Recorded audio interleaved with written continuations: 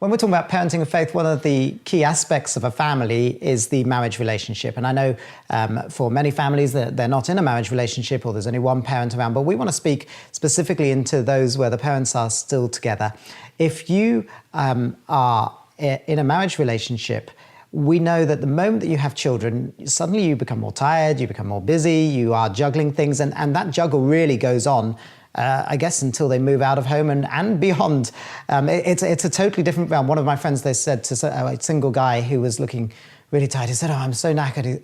He said, "You don't know what exhausted is until you've had children." You don't know what that is.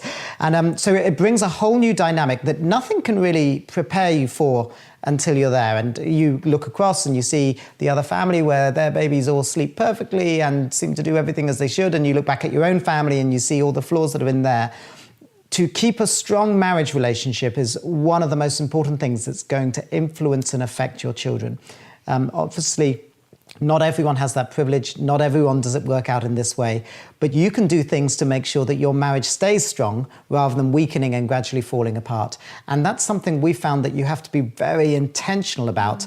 We have a very busy home. We have 5 children. We're in full-time ministry, and we have all the juggle of kids' activities going on at home as well, and all the other things that everybody has in their lives.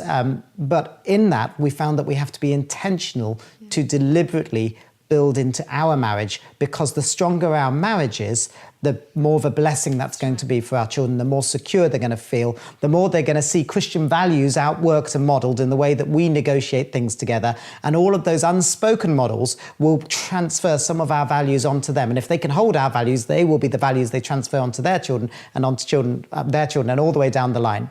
And so we've found we've had to be very intentional. And here's some of the things we do. What do we do? Well, we try to have a regular date night. Now, that doesn't always work. Sorry. The first thing you have to do is marry the most beautiful person in the world. I forgot that. That's very important.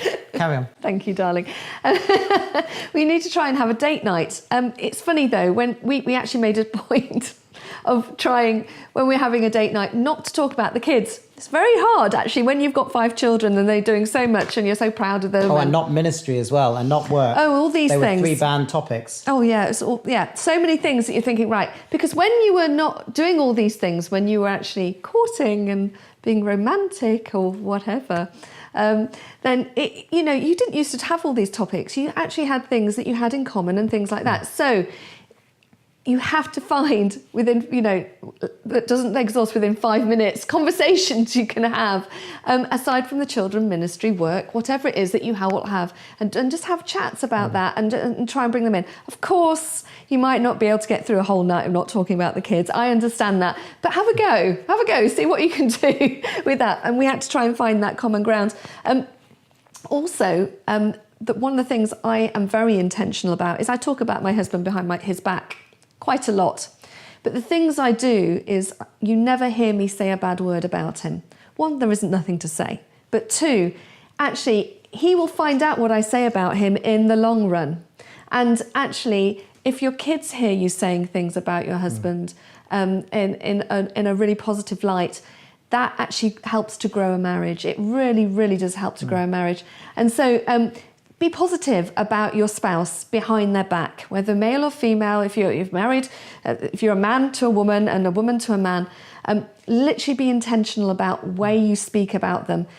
They may never hear what you say, but other people will, and that gives people a nice picture of your family, and it actually grows to actually bring a positive outlook on your family for your children who may overhear all these things. And you also hear what you say. Yeah. So it rewires your brain to remember really that this does. is the person you fell in love with. Yeah. This is the person you chose to spend the rest of your life with. And they may not be perfect, but they are good enough for you. Perfect for me. Yeah. So literally all those things. But also just having time when you're walking around maybe. We have 5 children. Going down for a walk anywhere, you tend to have one hanging on your leg, another leg.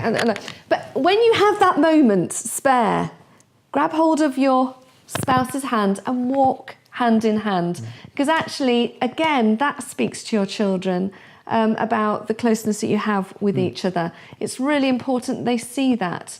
And literally just being together and just hanging out together is wonderful. Sexual intimacy, keeping your marriage on track on that as well. You let go of my hand at that point. That's like sexual intimacy. I was like But sexual intimacy, literally make sure that doesn't just waver as soon as you have kids.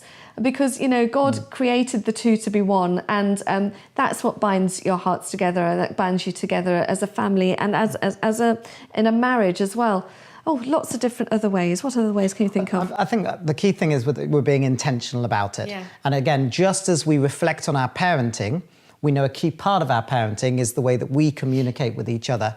And we want to be strong together and be strong as a married couple. We took vows before God that we intend to keep as best as we can. And again, I know there are people in situations where either within their control or outside of their control, they're unable to keep those vows. And so this isn't a word of condemnation for them, but it's a decision that we're making to do our level best to keep them in whatever way we can. And the more we talk with each other and take times to do this. So here's a couple of things we do. When the kids were younger, they all went to bed at 7 o'clock. I know some of you will be going, 7 o'clock, how did you manage that? It was a decision we made because we ran a very busy life and we wanted time when we were not out at meetings in the evening to be able to sit together and be together. They needed that sleep, actually. And we didn't have suitcases worth of money stashed under the bed, so we have to be careful with how we're spending our money. We couldn't go out and eat a meal every single time, and maybe some people were able to do that, but we were at that time not in a situation where we could just go and spend cash we didn't have. And if we did have it, we kind of wanted to put it into the kingdom or into our kids. But what we could give to each other and we had available for each other was that time. Now, as they're growing older, and our eldest is in his teen years and he has no bedtime in our house, and we'll talk about that to explain why we've chosen to do that within our family home, but as part of him coming into adulthood. We've had to have more of an intentional time of carving that time out even more, which in a way was a surprise for us. We thought the older they get, the more freedom you get. Actually, the older they get, the more they hang around you, and which we love, and we love having them with us. But there were certain evenings in our home where we say to our eldest, and we told him this even before his bedtime was removed completely, we said there will be certain evenings where we're going to ask you to go to your room and just hang out, listen to music or play a game or do whatever, not because we don't love you, but because we want to invest in our marriage together and because we love each other and want to make sure we're getting some time together with just each other. We have lots of other times when we're spending time with you, and we have times when we go out just with you as well. So it's not that we're starving him of that time, but we're showing him, even in that, the value that we put on our marriage. And those times are times that we've needed. And we've loved and we enjoy. We actually still like each other, as well as loving each other. No, we really do. And I think it really does minister to our kids, just them knowing that mummy and daddy really do love each other very, very, very much. And it just gives them that sense of security, knowing that is the case. And so they see it day in, day out, the way we talk with each other, even when if the children are speaking out of line or speaking in a wrong way towards either one of us, we stick up for one another. You don't speak to your daddy like that, or you don't speak to your mummy like that. It's, sticking up for one another in that way and making sure the kids realise what is right, what is wrong, what is appropriate, and also seeing that this marriage works, and it gives them a good standing for their future life. Hopefully we're modelling to them what marriage looks like as well. And certainly there were times when we'd have a kiss in front of them and the kids would all go, "Oh, romantic," and make a big joke out of it. But actually they were enjoying seeing that their parents still loved each other, and as a reflection of that they also knew they were part of a loving family. So invest in your marriage, be intentional about it. Don't expect it's going to happen by accident. But if you do that, you'll love it.